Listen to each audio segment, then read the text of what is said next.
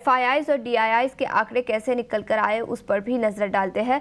तीसरे दिन लगातार एफआईआईज ने कल के ट्रेडिंग सेशन में खरीदारी की। हाँ, अमाउंट छोटा सा था, करीब 8 करोड़ की खरीदारी की, लेकिन फिर भी अमाउंट पॉजिटिव निकल कर आया है। वही डीआईआईज ने भी कल करीब 1300 करोड़ की खरीदारी भारतीय बाजारों में की। इंडेक्स फ्यूचर्स में एफआईआईज ने 120 करोड़ की बिकवाली की। इंडेक्स ऑप्शंस में 64,000 करोड़ की बिकवाली दिखी। स्टॉक फ्यूचर्स में 1600 करोड़ की खरीदारी, वही स्टॉक ऑप्शंस में करीब 700 करोड़ की बिकवाली कल दिखी। लेकिन याद रखें, एफआईआईज फिर एक बार भारतीय बाजारों में खरीदारी कर रहे हैं और वो एक बड़ा पॉजिटिव है।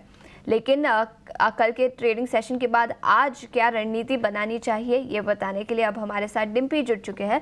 Dimpy, good morning. बताएं, बैंक निफ्टी और निफ्टी पर कौन से लेवल्स पर हमें नजर रखनी चाहिए? एक्सपायरी है तो शायद थोड़ी वॉलेटिलिटी भी रह सकती है।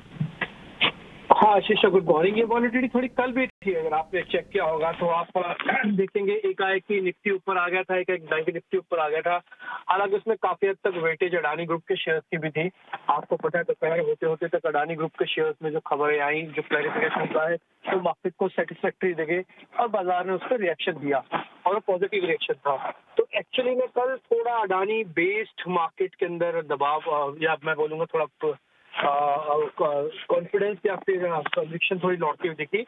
बट मार्केट अभी भी कैलकुलेशंस करेगा अपनी थोड़ी सी। आज डेरिवेटिव एक्सपायरी है। देखिए आशीष, आप तो हमारे साथ सुबह शो में भी थी और आपको हमने सुबह में बात बताई थी कि 2 दिन आप चर्निंग के नाम पे डाल दो। द रीजन इज बिंग क्योंकि इससे पहले का शॉर्ट कवरिंग का फ्यूल खर्च हो चुका है। लॉन्ग पोजीशंस बनेंगे नहीं क्योंकि सामने डेरिवेटिव एक्सपायरी है, सिर्फ ट्रांसफर होगा और करीब करीब ट्रांसफर हुआ है।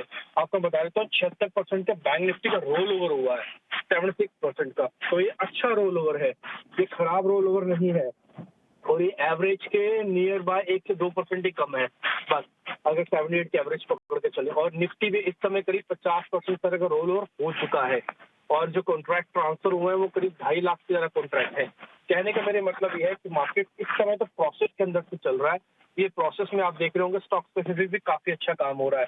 एक्साइड है, पिरामिड एंटरप्राइजेस पकड़ लीजिए, ये सब टिपिकली रोल ओवर काउंटर है सारे के सारे।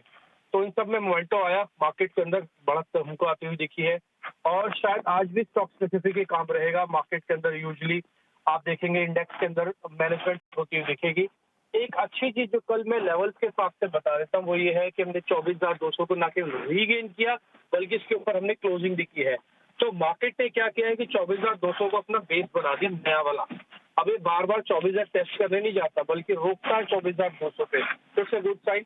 मार्केट के पास 200 पॉइंट चलने के लिए जगह है, तो 24,400 आपका टारगेट है, 24,000 आपका स्टॉप लॉस है। इस सीरीज में मैंने आपसे ये बात भी रखी थी और आपके सामने ही बात बोली थी अशेषा कि 24,400 पार कर जाएगा। इसकी प्रोबेबिलिटी काफी कम है क्योंकि इस बार के एक्सपायरी का जो प्रेशर है वो ऑलरेडी 2 दिन पहले ही शॉर्ट कवरिंग के नाम पे उड़ चुका है।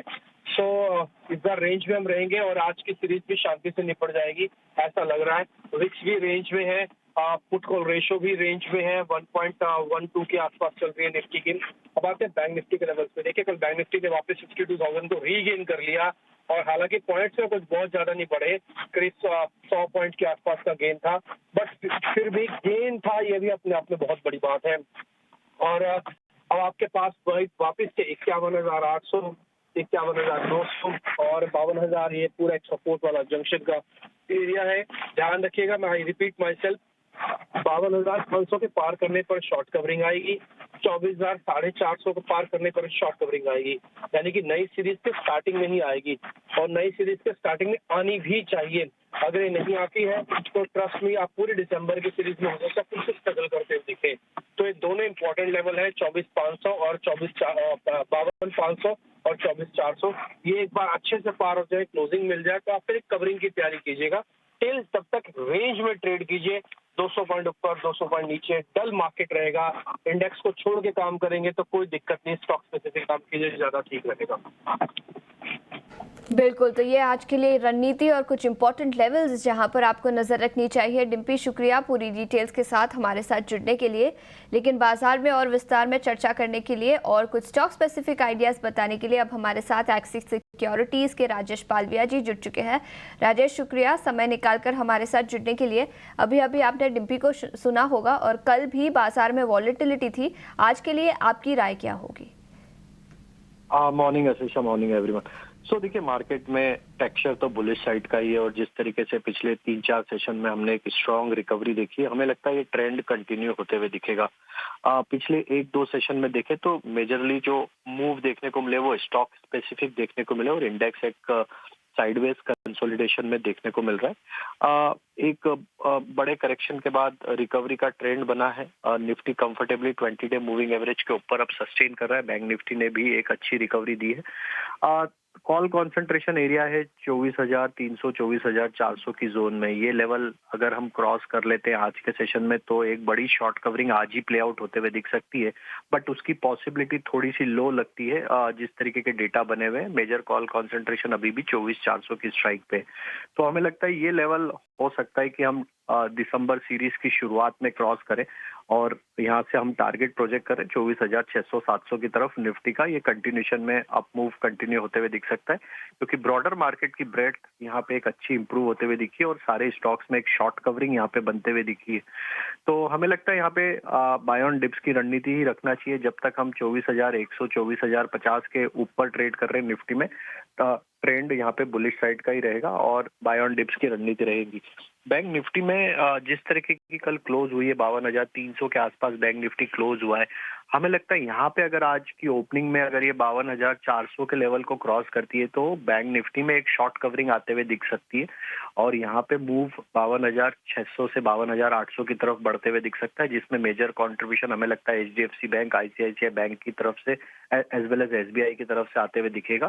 तीनों स्टॉक एक बुलिश ट्रेजेक्टरी में ट्रेड कर रहे हैं। बैंक निफ्टी में भी बाय ऑन डिप्स की रणनीति है। स्टॉप लॉस हमारे अब जो बैंक निफ्टी में है वो करीब 52,000 के आसपास है। आज के लिए जो स्टॉक्स हम फोकस कर रहे हैं उसमें हमारा मेजरली फोकस है शॉर्ट कवरिंग एक्शन जहां पे बनते हुए दिख रही है। उसमें पहला स्टॉक है इंडस टावर का। सेक्टर टेलविंड भी यहाँ पे एक सपोर्ट देते हुए दिख रही है। हमें लगता है इंडस टावर का जो कल का क्लोज है वो काफी सिग्निफिकेंट लेवल पे क्लोज हुआ है। कॉल राइटर्स भी बैकफुट पे आते हुए दिखे। 350 के आसपास स्टॉक क्लोज हुआ है। हमें लगता है यहाँ पे 368 के टारगेट के लिए इंडस टावर को बाय किया जा सकता है। यहाँ पे एक अच्छा मूव शॉर्ट कवरिंग का बनते हुए दिख सकता है टुवर्ड्स एक्सपायरी। तो अगले 1 से 2 ट्रेडिंग सेशन के लिए इंडस टावर पे बाय करने की सलाह है। स्टॉप लॉस होगा 340 का। और जो दूसरा स्टॉक पसंद आ रहा है वो एफएमसीजी बास्केट से कोलगेट हमें यहाँ पे पसंद आ रहा है।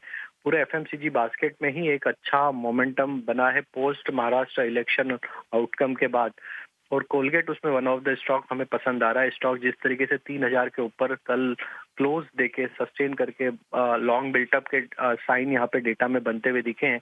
हमें लगता है कोलगेट में ये मूव एक्सटेंड होते हुए दिखेगा। 3,100 के टारगेट के लिए कोलगेट बाय किया जा सकता है। स्टॉप लॉस रखना होगा करीब 2,970 के आसपास। एफएमसीजी सेक्टर से कोलगेट पर खरीदारी की राय 3,100 तक के लक्ष्य दिखाई दे सकते हैं और इसी के साथ इंडस टावर्स जहां पर 368 तक के लेवल्स दिखाई दे सकते हैं। ये राय राजेश की तरफ से। शुक्रिया समय निकालकर हमारे साथ जुटे।